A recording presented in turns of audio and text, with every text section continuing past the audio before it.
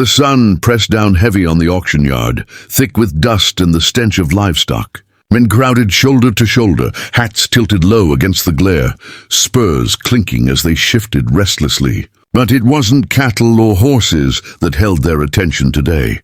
It was her, the girl they called Wild, tied to a post like some untamable animal, her wrists bound in coarse rope that had already rubbed raw patches into her skin. Her hair, long and tangled, fell like a dark curtain across her face, though every so often the wind lifted it just enough for the crowd to catch a glimpse of her eyes, sharp, dangerous, full of a fury that made even seasoned ranchers flinch. "She's worse than a bronc," one man muttered, nudging his friend. "Kicked old man Henderson in the ribs last week.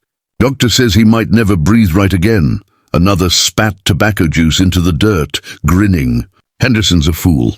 You don't corner a wildcat unless you're ready to get mauled. Mark my words, no one's gonna break her." The men laughed, but it was a hollow, uneasy sound. Their eyes lingered on her the way men eye a storm cloud on the horizon, fascinated but wary, knowing one wrong move could bring disaster. The auctioneer stepped onto his platform, wiping sweat from his bald head with a handkerchief. His voice rose, practiced and booming. "Gentlemen, feast your eyes on the infamous Wild girl. Stronger than a mule, faster than a Mustang, and fiery enough to burn through steel. Been turned out of 3 ranches already. No one's managed to keep her. But today, she can be yours, if you've got the grit and the coin." The crowd chuckled, a few voices jeering. Someone shouted, "Careful, she'll bite." Another chimed in, "Hope she comes with a muzzle." The girl jerked at her rope, snarling, "Better muzzle yourselves, cowards. Takes more than a rope and a whip to break me." Her voice carried across the yard, sharp as a whip crack, silencing some of the laughter. Her chest rose and fell in quick, angry breaths, her fists clenched so tight her knuckles had gone white. The auctioneer forced a grin, though his eyes darted nervously to her. "She's got spirit, gentlemen. Spirit worth paying for. Let's start the bidding at 50. Silence. A few men smirked, but no one raised a hand. "Come on now, $50. The auctioneer pressed. "She'll work your ranch twice as hard as any man if you can handle her." "Handle her?" One man scoffed. "You mean survive her?" More laughter rippled through the crowd. The girl spat into the dirt, eyes burning with defiance. The auctioneer's smile faltered, sweat beading at his temples. He looked out at the men, desperate for a bid, for anything to keep this spectacle from collapsing into embarrassment. That was when he saw him, Daniel Carter, standing at the edge of the crowd. Daniel wasn't the kind of man who drew attention. He wore a plain hat, a shirt faded from years of sun, boots scuffed from long days in the saddle. He wasn't laughing like the others, wasn't jeering. His eyes were fixed on the girl, steady and unreadable, as though he were looking past the dirt and fury to something deeper.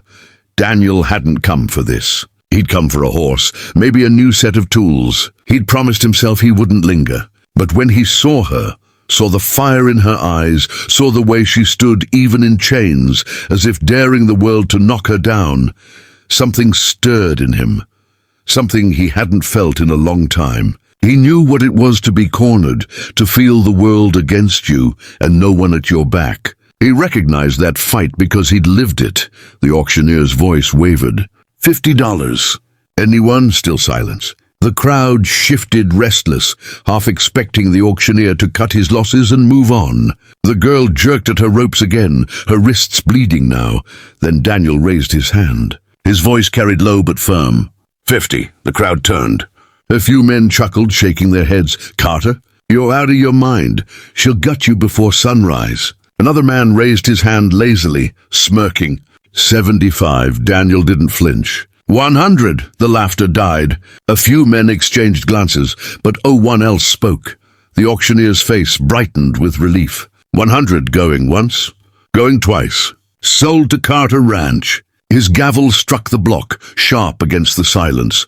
The girl's head snapped toward Daniel, her eyes narrowing. She pulled against the ropes as he walked forward, the crowd parting for him with muttered taunts. "Good luck, Carter. You'll need it. Better keep a shotgun handy." Daniel ignored them. He stepped up to her, his hands steady as he untied the knots binding her wrists. The ropes fell away, leaving angry red marks across her skin. She didn't back away, didn't thank him. She just glared, breathing hard, her whole body coiled like a spring. "You think you bought me?" she hissed. Daniel met her gaze, his voice quiet but certain. "No, I think I freed you. Let's go." Something in his tone gave her pause. He wasn't mocking, wasn't threatening. He wasn't looking at her like property or a problem to be solved. He looked at her like a person. It threw her off balance more than the ropes ever had. She followed him, not because she wanted to, but because for the first time in her life she couldn't predict what would come next. And that unsettled her more than any chain. That night when they reached Carter Ranch, she braced for the worst. She expected a barn floor or a locked shed. Instead, Daniel led her into the house, up the stairs, and opened the door to a small room. A clean bed, a window. Nothing grand, but it was hers. She stood frozen in the doorway, suspicion in every muscle. "What's the trick?" "No trick," Daniel said, setting her small bundle of belongings on the dresser. "You'll sleep better here. Long day tomorrow. We'll start with the fences." He turned to leave, but she caught his sleeve. Her grip was fierce, though her voice cracked with mistrust. "Why?" Daniel studied her a moment, then simply said, "Because no one deserves to sleep in chains." He left her standing there, trembling, fists tight at her sides. She waited, certain he'd locked the door behind him, certain the kindness was a trap.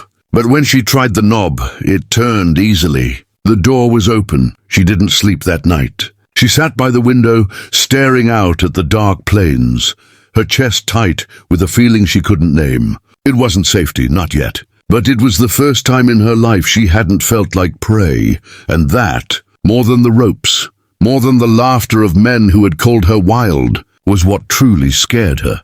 Weeks bled into one another on Carter Ranch, the wide plains stretching golden under the sun as if they had no end. To Mara, it was a place that felt both like a cage and a horizon, and she never quite knew which side of the line she stood on. The town still called her the Wild Girl. She heard the whispers when she accompanied Daniel into town for feed or supplies. Men nudged one another and muttered about bets on how long it would take her to ruin him. Women crossed the street, pulling children away as though she carried plague in her skin. Yet Daniel walked steady beside her, neither dragging her along nor hiding her behind him, but letting her choose her pace. That unsettled her more than the stares. One evening by the fire, Daniel had asked her name. No one had ever asked before, not once in all the years she'd been passed from place to place like unwanted stock. The question had lodged in her throat like a stone, but finally she spat it out. Mara. She said it like a challenge, daring him to laugh, daring him to twist it into something cruel. But he only nodded, poked the fire with a stick and said, "Good name." She had turned away, furious at the burn in her chest she couldn't explain. The days were hard but different than she expected. He didn't bark orders, didn't use a whip or a belt like others had. He asked. He showed her the fences that sagged, the troughs that needed filling, the hay bales that needed stacking. Work that made her muscles ache, but when it was done she felt something unfamiliar. Pride. She hated it, or told herself she did. The ache in her arms, the sting of blisters, the sweat down her back. It felt like proof she could do something more than just fight. Still, the fire in her didn't die. Some mornings she rose with a snarl, slamming doors, daring him to push back. Other days, she disappeared into the hills for hours, even overnight, just to remind herself she was free to leave. When she came back, mud on her face and anger in her eyes, Daniel never scolded. He only said, "Breakfast's on the stove." She wanted him to shout, to strike, to prove he was like every man before him. But he didn't. That patience rattled her worse than a chain ever could. The storm rolled in without warning, clouds black as bruises swallowing the sky. Rain came hard, drumming on the roof, soaking the earth in minutes. Mara stood on the porch, arms crossed, watching the river swell at the far end of the ranch. Daniel was already on horseback, shouting commands to the hands, driving cattle toward higher ground. His shirt clung to his back, hat dripping, face grim as thunder cracked overhead. The horses panicked, rearing and kicking, their cries drowned by the roar of water. Mara's heart pounded. She should go inside. She should let him drown in his stubbornness. What was he to her after all? Just another man. Just another rancher who thought he could keep her. She could pack her things, slip away into the hills while the storm covered her tracks. No one would stop her. She would be free again, wild and untethered. But when her eyes caught him at the riverbank, fighting to pull a spooked calf from the current, something inside her twisted. He slipped, boots sucked under by the rushing water, horse screaming as it bolted. Daniel went down, swallowed by the torrent.